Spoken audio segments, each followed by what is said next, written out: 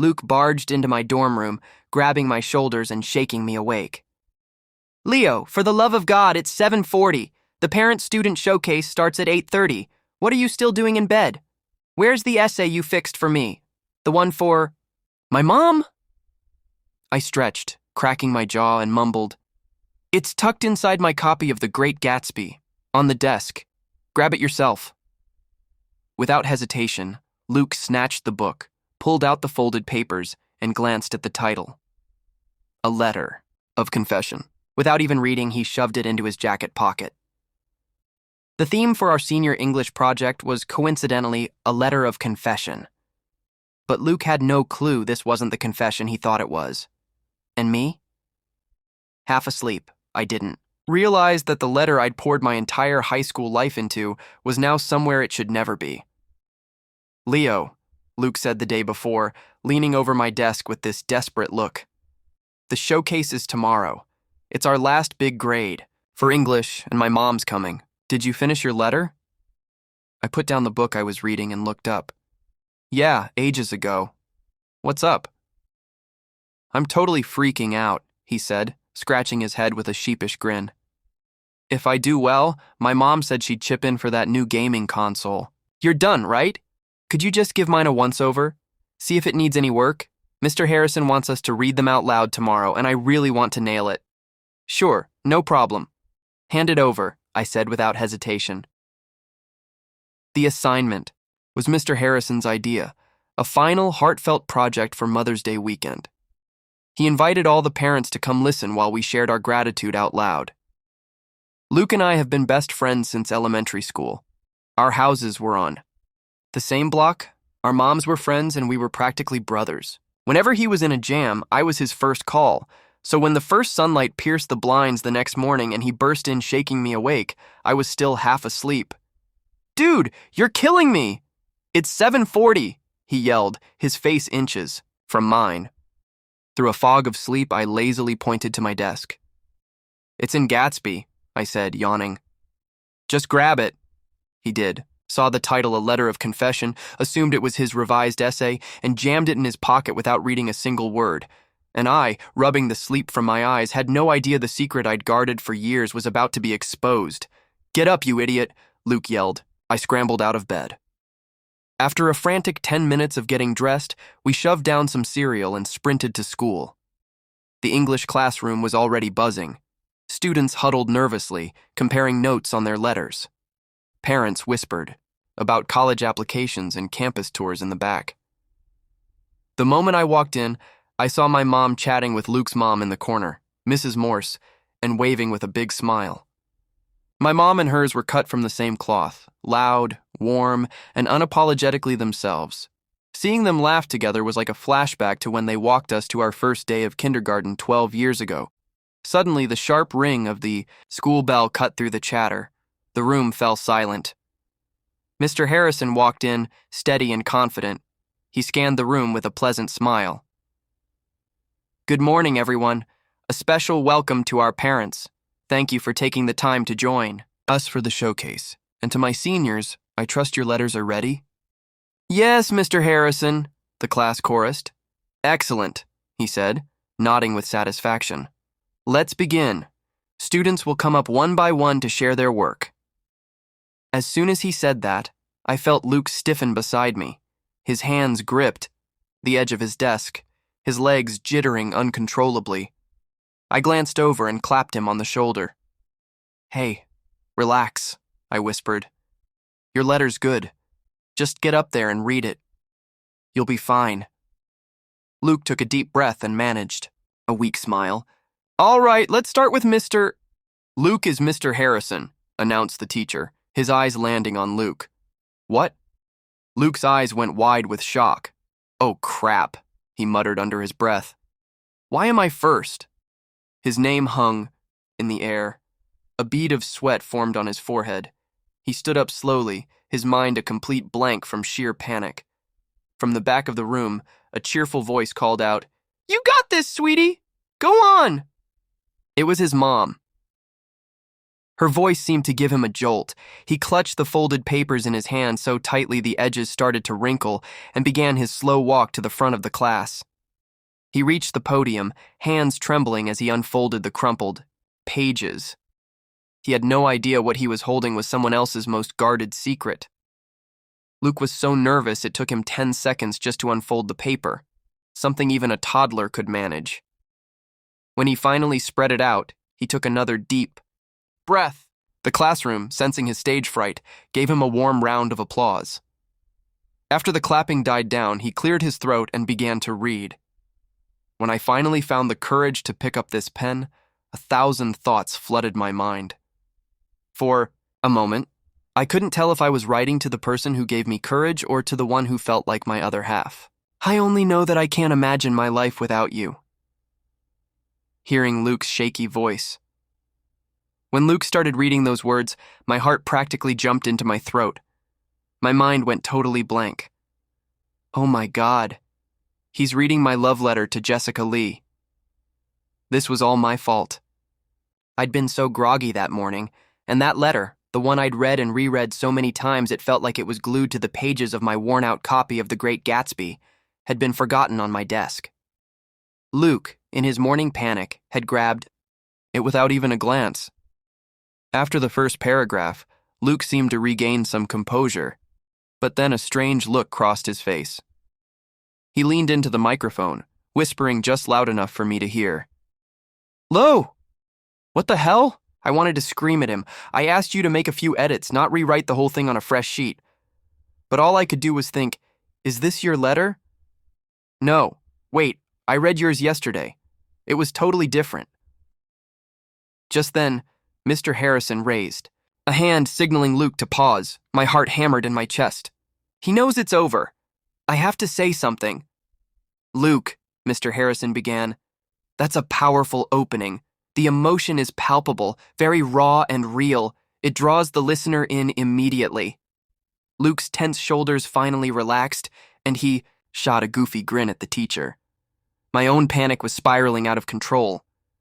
I just needed him to realize it wasn't his letter before it was too late.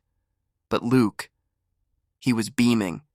He looked over at me and mouthed, "Dude, I owe you a boba for this." I frantically waved my hands, trying to signal stop, but he just grinned wider, thinking I was being modest. I couldn't just stand up and yell, "That's not yours."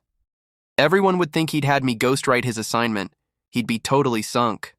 I racked my brain. I only mentioned Jessica by name once, right at the very end. Maybe, just maybe, he'd notice it in time and leave it out. If he did, everyone would just think he'd written a weirdly romantic letter to his mom. Awkward, but survivable. "Please, continue, Luke," Mr. Harrison prompted, clearly enjoying the praise. Luke's confidence surged. He was no longer the nervous kid who'd shuffled to the podium. He was a performer, reading my secret heart out to the entire class with passion and flair. In my memory, you always have a smile that can melt the coldest heart. You offer everyone else patience and courage, but when it comes to yourself, you are relentlessly, almost cruelly, demanding. You never stop pushing. You never give yourself a moment's rest. And from the moment I saw that, you became the star I chased, the example that lit my way forward. Luke read the lines with dramatic flair. Mr. Harrison interrupted again, smiling warmly. "Sounds like your mother is a truly remarkable woman, Luke.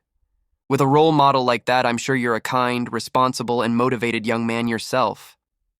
Luke lowered his eyes, trying to look humble, but his ears turned a suspicious shade of red. In the back row, his mom smiled, though her brow was furrowed with a hint of confusion. Luke leaned away from the mic and whispered to himself, "This is nothing like what I wrote. I wrote about how I'm a total screw-up and always make her mad, about how I was so wild I once stressed her out so much her blood pressure spiked. I felt horrible about that." He shot me another look, an odd mix of admiration and bewilderment. "Leo, you really went overboard with the edits. You've turned me into some kind of saint. I'm cringing just reading this. Good thing I'm a pretty decent student," he added, "or Mr. Harrison would know this isn't me." I was dying in my seat, my back soaked with cold sweat. I waved my hands again, more frantically this time, mouthing the words, Don't read it. If he kept going, he was going to say her name. The thought of that scene playing out filled me with this gut-wrenching terror. I never imagined in my wildest nightmares my confession would come out like this, in front of everyone. I wanted the floor to swallow me whole. And if everyone knew, it was a love letter to Jessica. Luke would never survive the fallout. Our school had a strict policy against public displays of affection and passing notes like this. It could mean suspension. And for him to take the heat for it in front of everyone, he'd be humiliated. I was trapped. But Luke, my dear clueless friend, just thought I was being humble. He thought I was telling him to stop thanking me. Mr. Harrison, noticing the pause, prompted again, "Luke, what are you muttering about? Please continue. We have a lot of students to get through today." Luke snapped back to attention, cleared his throat, and dove back in. "Do you remember at the end of sophomore year after final exams? I didn't do very well." Mr. Daniels chewed me out in front of the whole class for my grades dropping. I was pretty crushed. The other kids couldn't believe it either, but you saw how down I was. You came over and told me not to give up. You said a real star shouldn't let a few clouds hide its light. Luke paused, coughing to cover his own confusion. What's he talking about? When did Mr. Daniels ever chew me out? Good thing Harrison wasn't our teacher back then, or he'd know this was BS. He shook his head and kept reading. Ever since then, whenever things got tough, your words would echo in my mind like a spell. I know now that you are the steady flame in the darkness of my life, the one who parts the fog with warmth and light, illuminating the long road ahead. From that moment on, you became something more in my heart, and my love for you grew even deeper. As he read those words, I slowly lifted my head and looked across the room at Jessica Lee, and just like that, I was back there. Jessica came from a single-parent home, and her mom was beyond strict. First in her class, first in her grade, that was the only acceptable outcome. And I was always number one. I always beat her, just barely, leaving her at number 2. The scratch on her arm? That was from her mom, a punishment for getting second place on a practice test. When I found that out, I made a decision to keep her safe. I started intentionally getting answers wrong. The first time I overdid it, I dropped a 10th in the class. My teacher, who'd always had such high hopes for me, gave me a serious talking to right in front of everyone. But Jessica, she got her number 1 spot, and she didn't gloat. She wasn't happy to see her main rival taken down a peg. Instead, she kept glancing over at me. After class, while I was stewing in my own misery, she walked over and told me not to give up. A real star shouldn't let a few clouds hide its light. She had no idea that I was willing to be her rival just to push her to be better. But I couldn't stand the thought of her success coming at such a painful cost. The grace she showed me that day, the way she tried to lift up the very person who stood in her way, solidified everything. She was my star. My love for her wasn't just a crush anymore. It was deep, profound respect. So I kept my grades just low enough. I let her be number 1, and I was happy for her, seeing her succeed without the shadow of her mother's anger hanging over her on the stage. Luke was still reading, and my anxiety was reaching a fever pitch. He was almost at the end. He read, "Do you remember junior year? We used to talk all the time, work on homework together. But then this year something changed. You got cold. You stopped talking to me. Whenever you saw me, you'd glare and turn away. I don't know what I did." Wrong. As he read this, Luke glanced toward the back of the room at his mom, a look of pure bewilderment on his face. From my seat, I could see Mrs. Moore's expression shift, from confused pride to outright bafflement. Her face seemed to say, "Honey, when have I ever glared at you? Only I knew the truth. It was my story with Jessica. After she took the top spot her sophomore year, we'd actually grown closer. I pretended not to understand problems just to have an excuse to talk to her. She was always happy to help. We laughed. We joked. People even started whispering that we were a couple, but I was too scared to make it real to say the words out loud. Then, at the start of senior year, everything changed. She did a complete 180. The warmth vanished. One day I went to ask her a question, and she looked at me with something like hatred in her eyes. Don't ask me for help anymore, she said, her voice raspy. I was stunned. I had no idea what had happened. I retreated to my desk, heartbroken. Maybe she was tired of the rumors, or maybe she'd never felt anything for me at all. I stopped trying after that. We hadn't really spoken since. Luke took a final deep breath, launching into the last lines. His voice was filled with a passion that wasn't his own. No matter how you treat me, I will always love you. I have seen 1,000 beautiful sights, but I love only the stars in your eyes. I have known many comforts, but nothing compares to the memory of your kindness. The road ahead may not include you, but thinking of the time we spent studying together makes this life worth living. I hope that after graduation, I can finally whisper in your ear the words I've always wanted to say. I love you. Luke paused, drawing out the final name with dramatic effect. Jessica Lee. He froze. The name echoed in the silent room.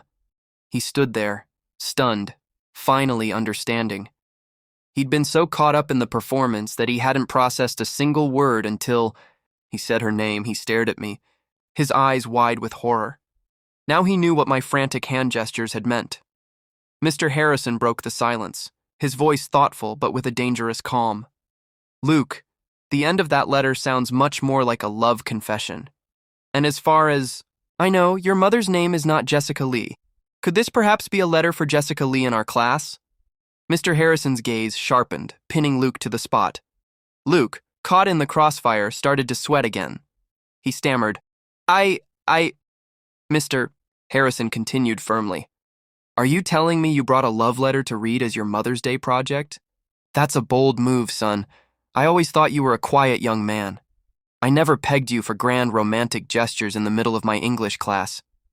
The room erupted.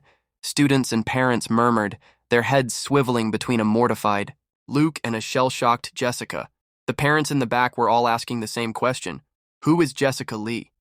It was painfully obvious. It was a love letter. Jessica, for her part, had figured it out. She turned in her seat and looked directly at me, her expression unreadable, but her eyes asking the question loud and clear. That was you, wasn't it? I was terrified, but I held her gaze. Just then, Luke's mom shot to her feet. Mr. Harrison, there must be some mistake. My Luke would never do something like this. Not in a million years. Then another voice joined in. Jessica's mom stood up, her face a mask of outrage. Teacher, you can't just let people say things like that. My Jessica is focused on her studies. She doesn't have time for this nonsense. Mr. Harrison raised a hand for silence, and the room quieted down. Luke, to his credit, was about to take the fall. He's my best friend. He opened his mouth, ready to accept the consequences. Before Luke could speak, a voice cut through the tension. My voice, Mr. Harrison, I said, standing up. My own voice was shaky but clear. The letter is mine. It's not Luke's fault. He just grabbed the wrong one. I took a deep breath. His essay for his mom was also titled The Letter of Confession. It was an honest mistake.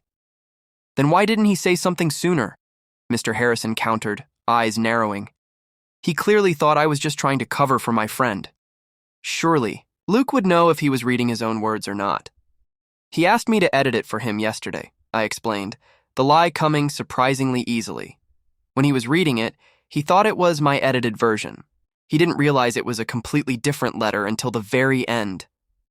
I stood my ground, heart pounding. I had to do this. If I didn't, Luke would get suspended, and Jessica would despise him forever. Mr. Harrison seemed to process this. After a long moment, he nodded slowly. All right. Luke, you can go back to your seat. Luke walked back to his desk with his head down, looking like a man on his way to the gallows. He slumped into his chair and stared at me, his face a mixture of shock and disbelief. Lo Xiao, Mr. Harrison said, his voice returning to its formal tone. Please sit down. I'll see you in my office after the showcase is over. The rest of the presentations were a complete blur. No one was paying attention. The air was thick with whispered gossip about me and Jessica. It was the biggest scandal of the year. Jessica kept her head down for the rest of the period, her hair hiding her face, but I could see her shoulders trembling slightly. Her mom, sitting in the back, was fidgeting, dabbing at her forehead with a tissue, her eyes burning with a mixture of anxiety and fury. What was supposed to be a heartwarming showcase had turned into cringeworthy high-stakes drama.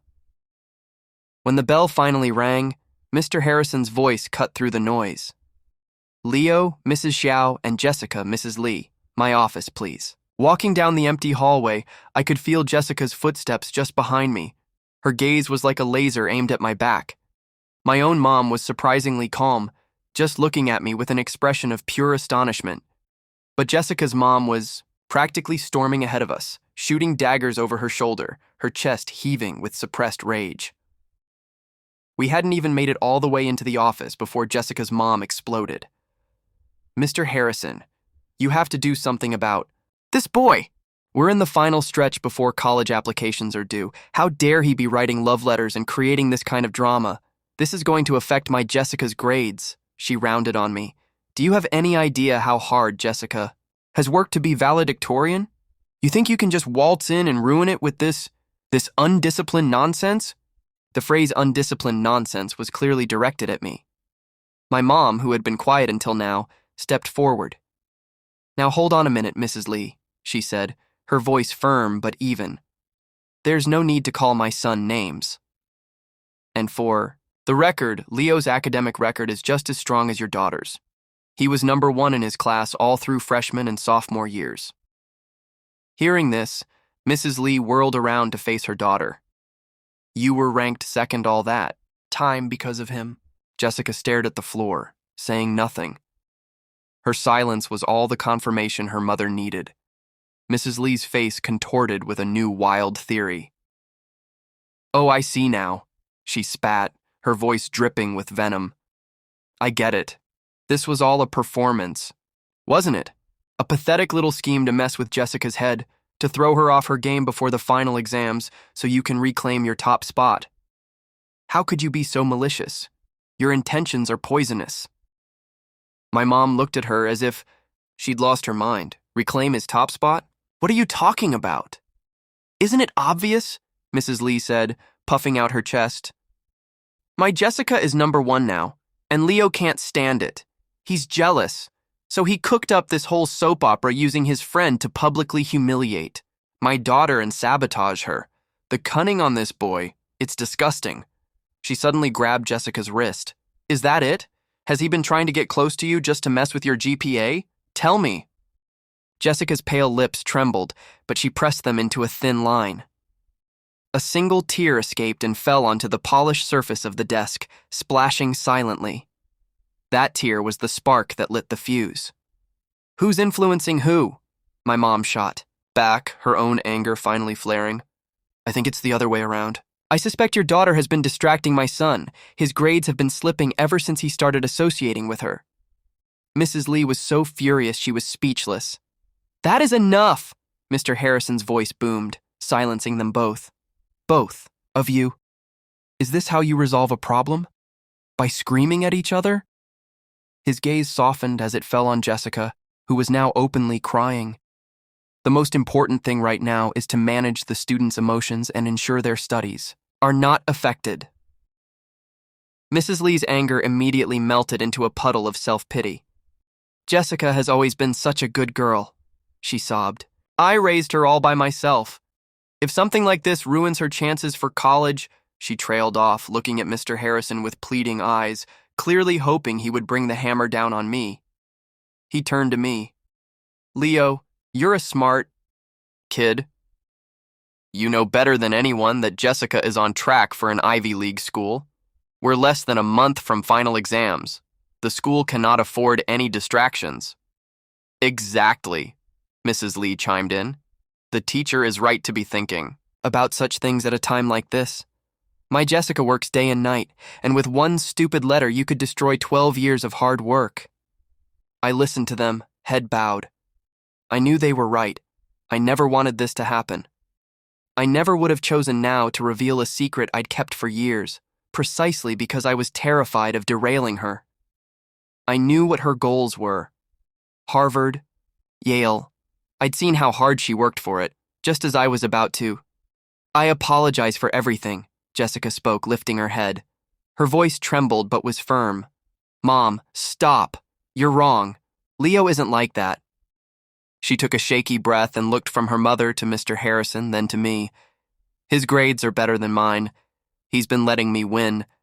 And I like him too. The confession hung in the air. I slowly raised my head and stared at her. Through the tear tracks on her cheeks, she gave me a small, beautiful smile. Be quiet, her mother shrieked, her face a mask of fury. What are you saying? You shameless girl! How dare you say something like that in front of your teacher and lie for him? When has he ever been better than you? You're lying to protect him, you wretched girl. She raised her hand to slap Jessica across the face.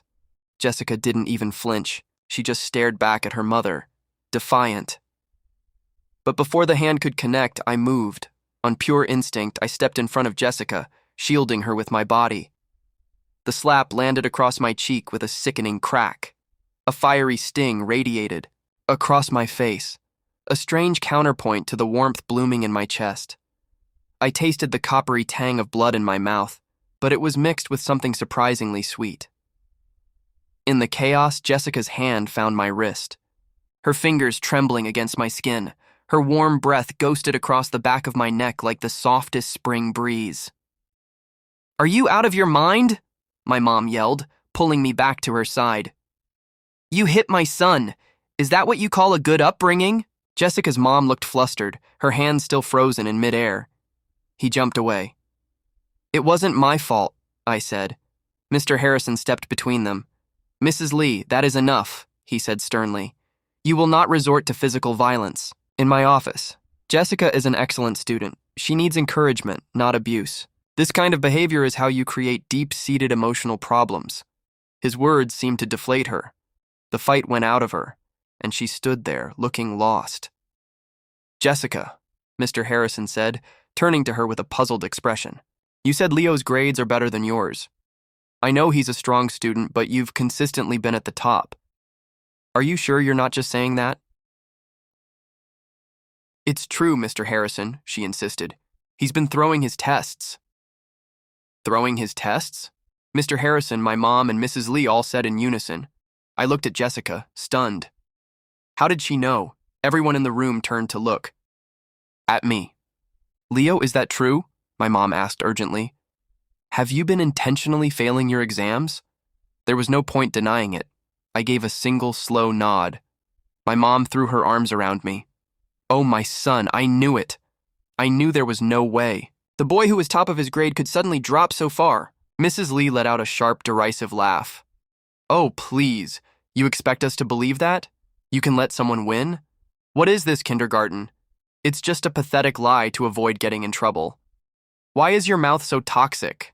My mom snapped back. Can't you say one decent thing? Your own daughter is the one who brought it up. Mr. Harrison stroked his chin, studying me. You know, I always thought it was strange. When I was grading your papers, Leo, there were always simple questions you'd miss. Questions I knew you understood. Mr. Harrison, my Jessica is the better student, Mrs. Lee pleaded. Don't listen to their stories. All right, that's enough, he said, holding up a hand. There's an easy way to settle this. The final placement exam is next Wednesday. We'll see then, won't we? He looked between me and Jessica. Until then, and until graduation, I want to be very clear. There will be no more romantic drama at this school. Your education comes first. However, he added with a thoughtful look on his face, you are both excellent students. There's no reason you can't help each other study together and push each other to get into the best universities in the country. Mrs. Lee looked panicked. But what about what Leo did? The school has rules. We can't let him ruin Jessica's future. Our school does have policies about public behavior, Mr. Harrison said calmly, but as far as I can tell, no relationship has actually formed. Luke reading the letter was an accident. Technically, Leo has done nothing wrong. This feels more like a dramatic but innocent episode of teenage life. Mrs. Lee opened her mouth to argue, but Mr. Harrison cut her off, his voice turning icy. However, a parent's educational methods are also a matter of concern. Assaulting a student in my office? If Jessica were to report being the victim of domestic violence, certain authorities might get involved. Her face went pale.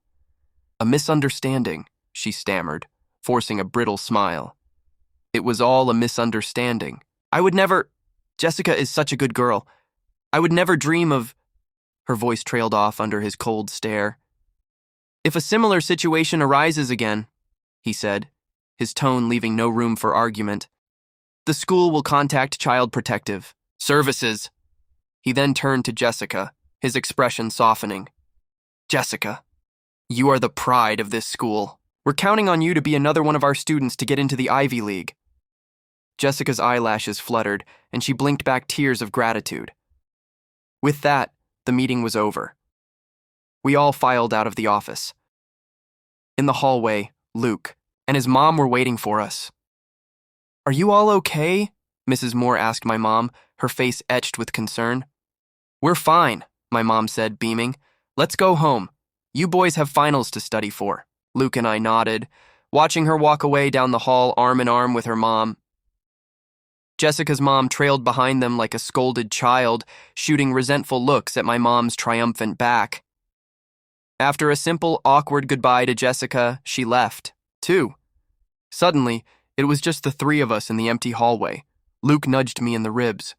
Well, bro, he said with a sly grin. I'm out of here. You two have fun, Luke said, and with a grin, he disappeared. Jessica and I stood there for a moment, watching the three figures crossing the campus plaza below. My mom and Mrs. Moore were laughing, while Mrs. Lee kept a frosty distance. Seeing the two of them, our mothers, acting like bickering rivals themselves, we both couldn't help but smile. I looked at Jessica's face, finally able to ask the question that had been burning in my mind. How did you know about me throwing the tests? Last semester I was helping Mr. Harrison grade papers, she began, her voice soft. I saw your test. There was a question I'd heard you explain perfectly to Luke in class just a few days before. But on your paper, instead of the answer, you'd drawn a little cartoon cat. And you figured it out just from that? She nodded, a faint smile playing on her lips. I also heard from my roommate that you'd been asking about the scratch on my arm. She told you everything. My mom. Everything about my situation. After that conversation, you never once outscored me again. Did you really think I was that oblivious? Her words hit me like a ton of bricks. So that was it. That was why she'd suddenly turned cold. She knew. So, the placement exam next week, I asked. She turned to face me, her eyes shining with a fierce light I'd never seen before. Next week, she said, her voice full of challenge. We compete for real, no holding back. A gust of wind swept through the open hallway, lifting her ponytail. The ends of her hair brushed against my ear, which was still burning, from her mother's slap and from her presence. Like he wrote in the letter, she said, her smile widening. A real star shouldn't let a few clouds hide its light. Looking at her determined face, I nodded, my heart swelling with a feeling I couldn't name. A strange, mischievous smile crept across my own face.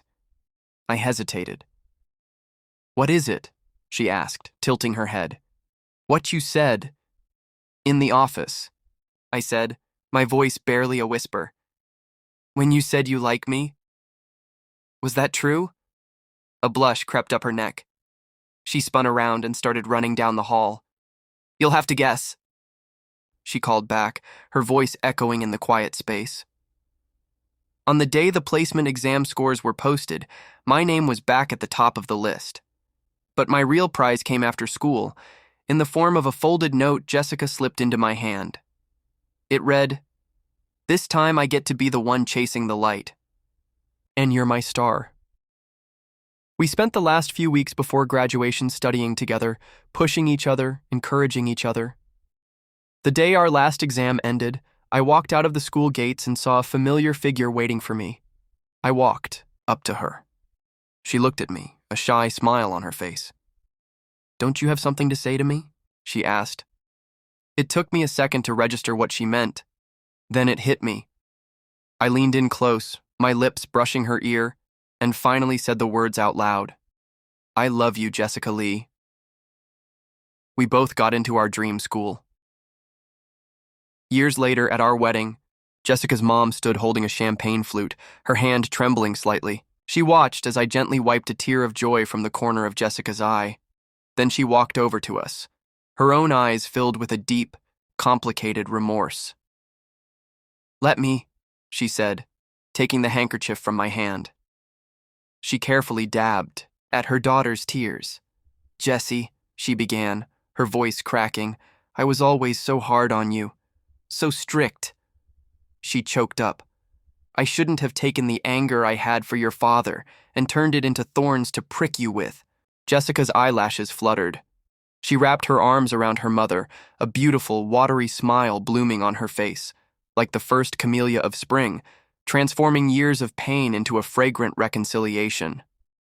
Her mother, with tears in her own eyes, placed her daughter's hand in mine. Thank you, she whispered, her voice thick with emotion. Thank you for helping my little son finally learn how to truly shine. Across the banquet hall, Luke, my best man, stood on the stage, microphone in one hand, a crumpled piece of paper in the other. The way he looked at it, ready to give a speech, was a perfect echo of a boy at a podium all those years ago, holding a secret that was never his to tell.